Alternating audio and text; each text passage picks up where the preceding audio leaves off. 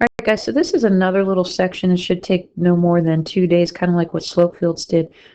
It's called L'Hopital's rule. There's this section, derivatives of inverses, which we'll cover next. It should take 2 days, and then derivatives of inverses, also a couple days. But between Slopefields, L'Hopital's rule, and derivatives of inverses, I'll kind of make a own little piece together chapter that'll eventually quiz or test you guys over. And I know this sounds funny, but it is named after a French mathematician, L'Hopital's rule. It has been known and is common to see an S there, so if you're thinking this sounds a lot like hospital, yes, you might see it spelled like that, but it's French. It's L'Hopital's rule, also known as Bernoulli's rule.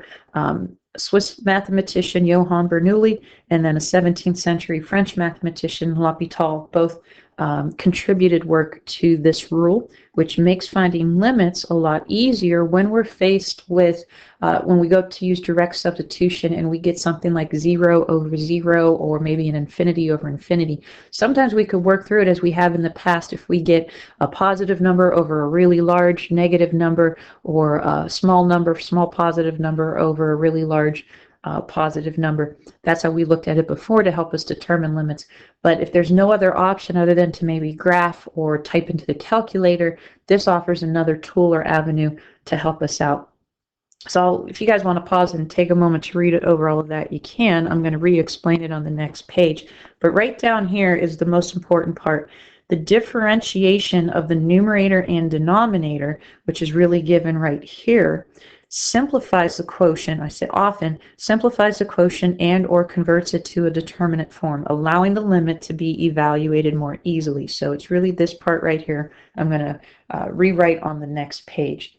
So let's suppose f of x and g of x are differentiable over some open interval, and the limit of f of x as x approaches c is equal to the limit of g of x as x approaches c, and they both either equal 0 or infinity, plus or minus infinity. So we get either 0 over 0 or positive infinity over positive infinity. We call both of these indeterminate forms.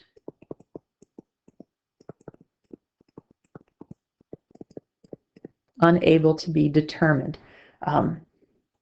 So what we do is we essentially just take the derivative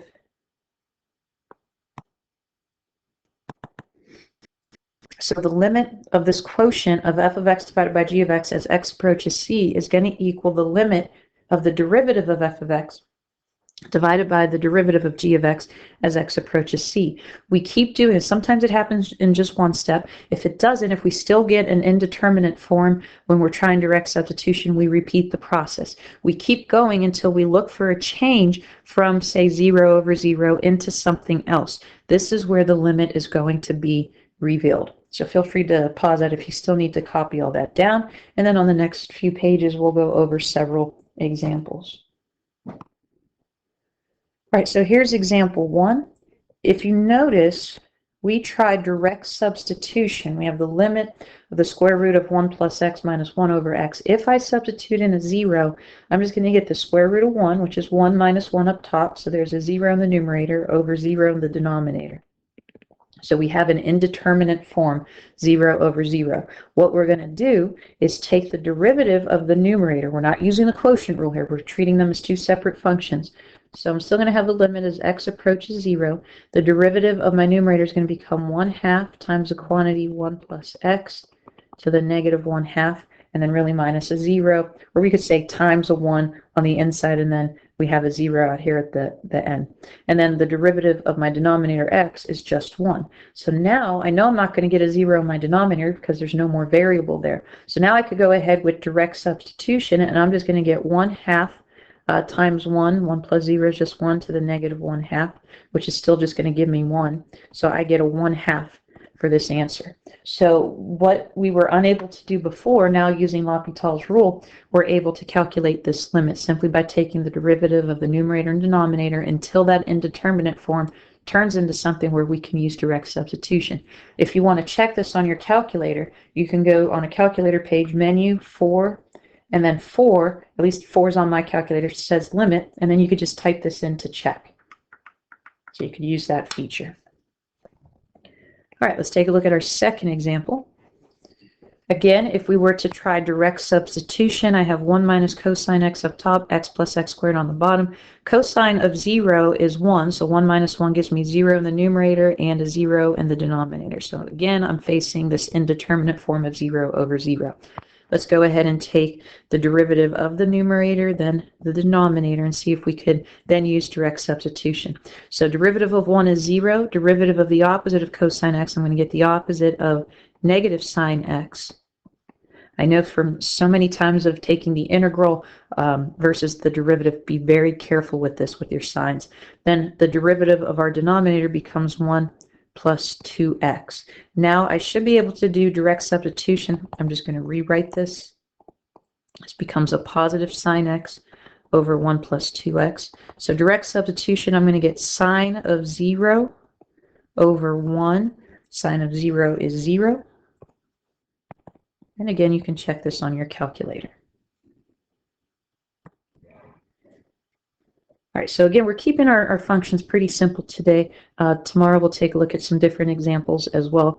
But if you want, go ahead and pause this, do the same thing, try the direct substitution, see if you do get an indeterminate form, and go ahead and take the derivatives. So here, if we substitute a 1, natural log of 1 is 0, 1 minus 1 is 0 in our denominator, so we get this indeterminate form. Taking the derivatives, derivative of natural log of x is just 1 over x, and then we'll just get over 1 here. I can substitute in the 1 now, direct substitution, and I just get a 1 as our answer. All right, another example. This isn't too long of a lesson, at least for the first part, the introduction. So we'll take the limit as x approaches 0. Square root of 1 plus x minus 1 minus x over 2 and all over x squared. Again, pause it if you wish to try this on your own and then follow along. By substituting in a 0, we'll get the square root of 1 minus 1 is 0, and then 0 over 2 is 0, so we do get a 0 in the top and the bottom of this fraction. Carefully taking our derivatives, we'll get 1/2 times the quantity 1 plus x to the negative 1/2. Again, times 1, which I don't have to write, minus 0, and then just a minus 1/2 all over 2x.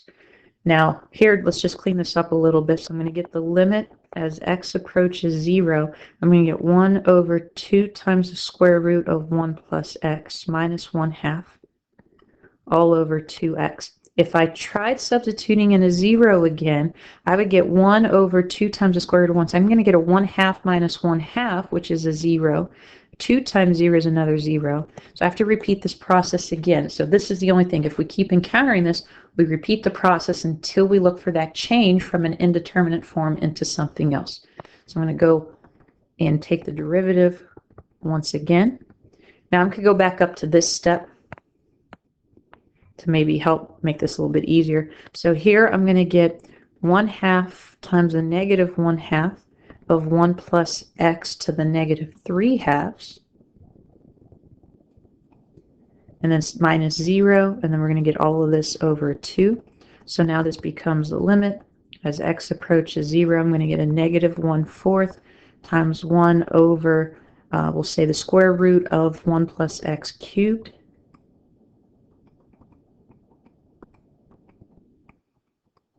All over 2.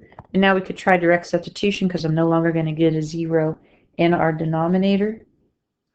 So looking at this, we could say negative 1/4. This just becomes times a 1 over 2, and this is going to give us a negative 1/8. Negative 1/4 times reciprocal or cut in half will give us a negative 1/8. And then there's two more I want to look at.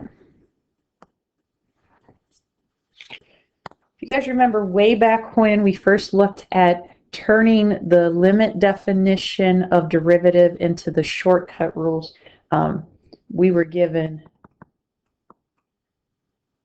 the limit as x approaches 0 of sine x over x. And at that point, I said we're just knowing this as a fact. So that's all we were kind of looking at it. But now, with L'Hopital's rule, we could actually show how this is going to turn out to equal the value we saw such a long time ago. So right now, if I substitute it in a 0, sine of 0 is 0 over 0. So I'm still looking at the indeterminate form of 0 over 0. Using this new rule, let's take the derivative of sine x will give me cosine x over 1. And then we'll get cosine of 0, which is 1. So remember before, we just said we would remember this as a fact, and now we could say it's equal to 1. And then one more. We didn't see this too much, but it could still pop up. Let's take a look at the limit as x approaches 0 of 1 minus cosine x over x. Again, right now we would still get a 0 over 0 because this will give us 1 minus 1 up top over 0. So in the next lesson, we'll be looking at what happens when we encounter infinity over infinity.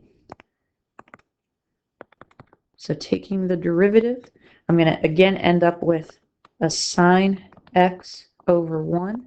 So the limit of sine x over 1 as x approaches 0 is going to give us a 0. And again, you could just check those on the calculator, but now we can see where this was coming from algebraically. All right, so if you didn't already look at the free response questions, please get caught up on those. One was from last Friday, that number 6, and then just the other day, 1 and 4. So also please try these off of page 423. These are the exercises. Give those a try. Tomorrow I'll have the solutions up and we'll take a look at the second day of L'Hopital's rule. Have a good day, guys.